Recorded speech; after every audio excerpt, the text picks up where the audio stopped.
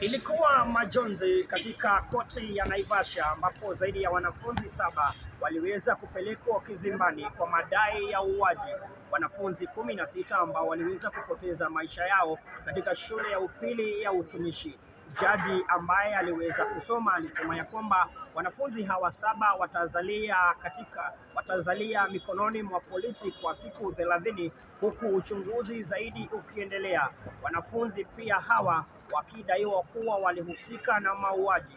Jaji akisema ya kwamba uchunguzi zaidi basi unahitajika kuhakikisha kwamba mkono wa sheria umeweza kuchukuliwa. Wazazi wa wanafunzi ambao waliweza kupoteza maisha yao, wengi walijawa na majonzi wakisema ya kwamba waliweza kupoteza wanafunzi ambao waliwapeleka shule wakitarajia kuwa wanafunzi hawa kwa maisha watakuwa watu wa maana.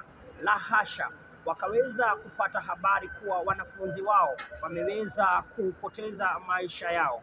Serikali sasa imesema ya kwamba bado mkono wa sheria utachukuliwa, huku uchunguzi zaidi ukionekana kuwa wanafunzi hawa walihusika na kuchoma shule. Katika kanda za CCTV ambazo tuliweza kuziona mwendo wa saa 6 hivi na 40, basi zaidi ya wanafunzi 6 waliweza kuonekana.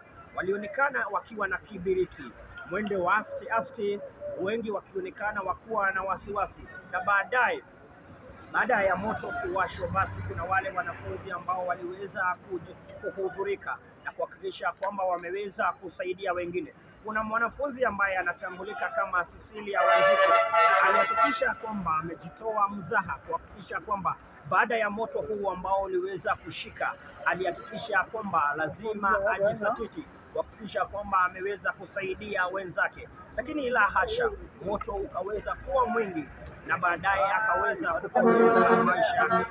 Ushahidi bado unazidi kuangaliwa huku ukichukua siku ya 5, basi serikali ikisema ya kwamba yeyote ambaye ataweza kushikwa ama ataweza kushikwa na hatia ya mambo yaliyoweza kufanyika, basi serikali itachukua mkono wa sheria. Nikiripotia runinga ya Nairobi TV, mimi naitwa Edu.